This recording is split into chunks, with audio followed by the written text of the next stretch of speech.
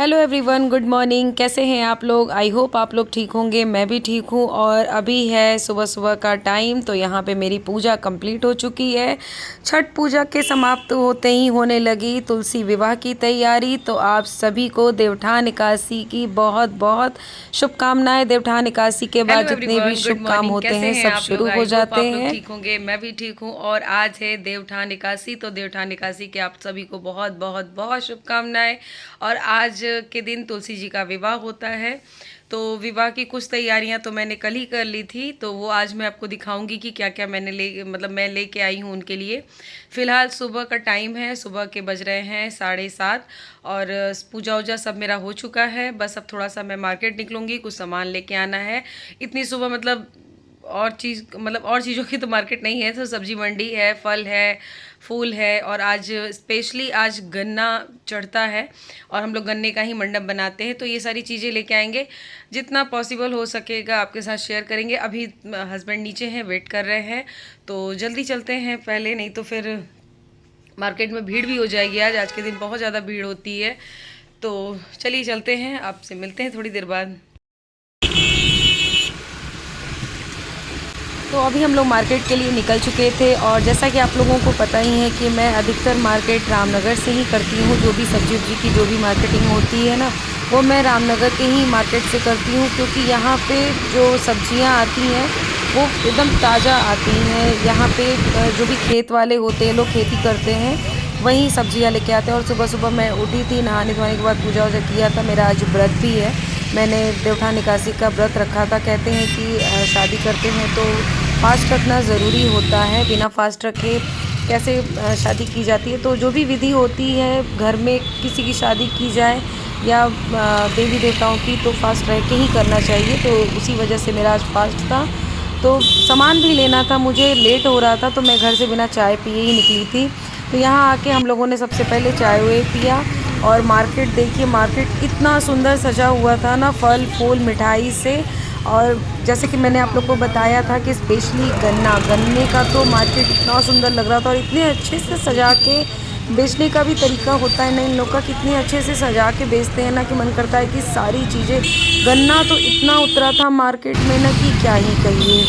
तो हम लोगों ने सारी चीज़ें खरीदी। और ये देखिए कितना सुंदर लग रहा है, जैसे हम लोग खेत में ही खड़े हो ऐसी फील आ रही है। तो सारा सामान हम लोग लेने के बाद सीधा घर पहुंचते हैं। घर पे मिलते हैं आपसे।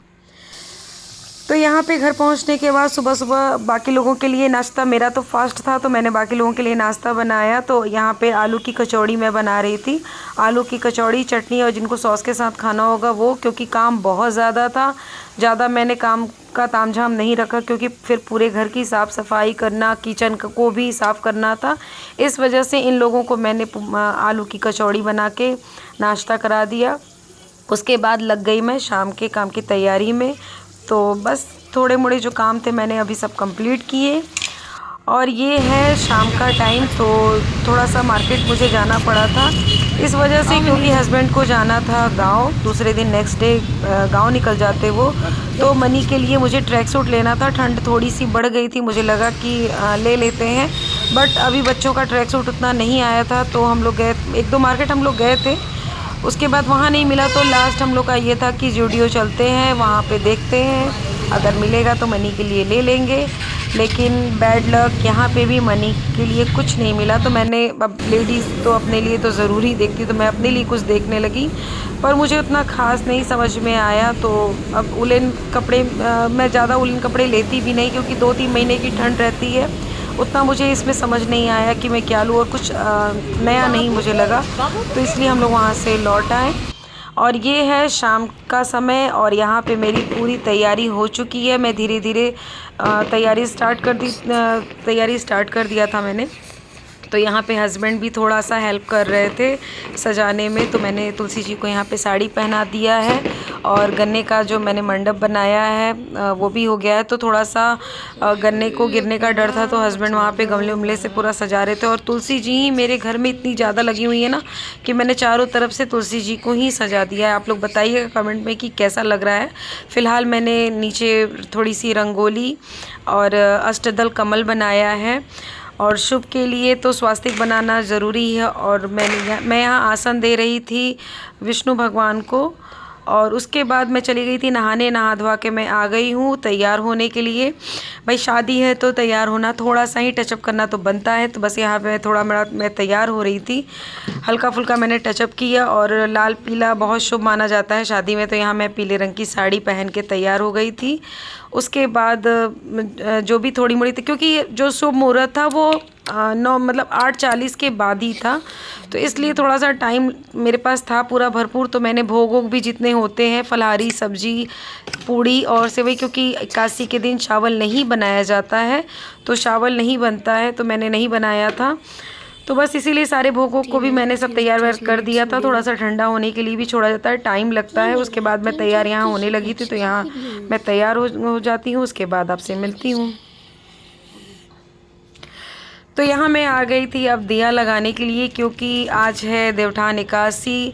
आज से भगवान जितने भी देवी देवता हैं सब जग जाते हैं, तो यहाँ पे दिए से उनका स्वागत तो करना बनता है और घर भी सजाना बनता है। दिवाली की ही तरह ये भी त्यौहार मनाए जाते हैं। तो यहाँ पहले दिया में मैं बाती उती लगा लेती हूँ, तेल उल डाल देती हूँ। और अभी मेरे पास टाइम बहुत था, तो मैंने सोचा कि मैं सारी तैयारियां पहले कर लेती हूँ। उसके बाद विवाह का जो शुभ मुहूर्त है उस टाइम पे विवाह होगा। तो यहाँ मैं बैठ चुकी हूँ अब पूजा करने, क्योंकि टाइम हो चुका था। तो धीरे धीरे करते करते 1 घंटा तो समय लग ही जाता है। और पूजा पाठ की जानकारी उतनी हम लोगों को होती नहीं है, जितना भी आता है। कहते हैं ना, यथाशक्ति तथा भक्ति। तो उसी हिसाब से मुझे जैसा समझ में आता है, मैं अपने हिसाब से जो जो याद आता है वो करती जाती हूँ। तो इसके लिए अगर थोड़ी मोड़ी गलतियाँ हुई होंगी तो आप लोग के नज़र में तो प्लीज़ इग्नोर करिएगा, क्योंकि उतना पूजा पाठ हम लोग को जानकारी रहता नहीं है। अपने हिसाब से जो भी आता है वो हम लोग करते हैं।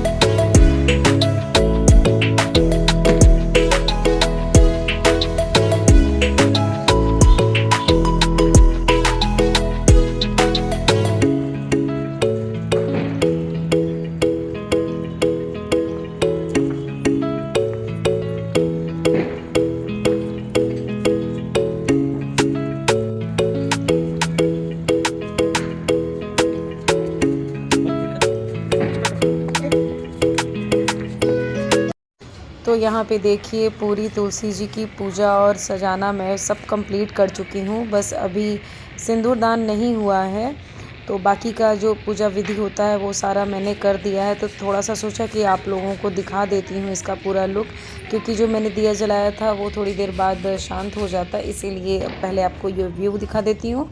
उसके बाद मैं आगे का पूजा करूँगी। तो अभी कैसी लग रही है तुलसी जी मेरी, कमेंट में ज़रूर बताइएगा। तो यहाँ पे बस दिया बाती मैंने कर दिया था, और जो बच्चे थे, हस्बैंड थे, वो सब जो बाकी के दिए थे वो सब वो लोग सजाने लगे थे।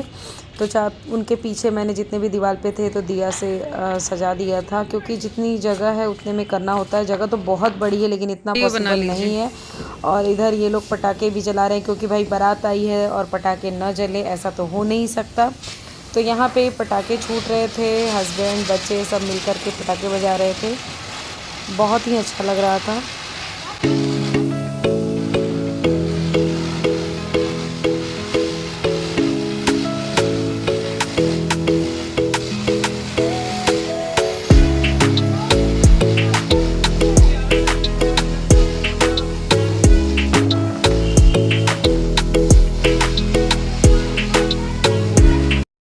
और यहाँ पे मैं आरती कर लेती हूँ। तो सबसे पहले तो गणपति जी की आरती, विष्णु जी की आरती, फिर तुलसी मैया की आरती। तो सारे देवी देवताओं की आरती मैं यहाँ पे कर लेती हूँ। और यहाँ पे मेरी पूजा भी कंप्लीट हो गई है। पूजा में मैं ज़्यादा नहीं जानती हूँ, तो अपनी जितनी शक्ति थी और जितनी मुझे जानकारी थी उतना मैंने कर दिया। तो जो भी गलती अगर आप लोगों को नज़र आती है तो प्लीज़ अवॉइड करिएगा, क्योंकि इतनी जानकारी नहीं है मुझे। मैं बार बार इस ब्लॉग में इसीलिए कह रही हूँ क्योंकि पूजा पाठ मैं उतना जानती नहीं हूँ, तो जितना भी जानती हूँ उसी हिसाब से मैं ये पूजा कर रही हूँ। तो फ़िलहाल यहाँ मैं आरती कर लेती हूँ और इसी के साथ इस ब्लॉग को यहीं एंड करती हूँ। आई होप ये ब्लॉग आप लोग को पसंद आया होगा। अगर ब्लॉग ज़रा सा भी पसंद आया हो तो प्लीज़ लाइक सब्सक्राइब करना मत भूलिएगा। मिलते हैं नेक्स्ट ब्लॉग में नई चीज़ों के साथ। तब तक के लिए बाय बाय, टेक केयर।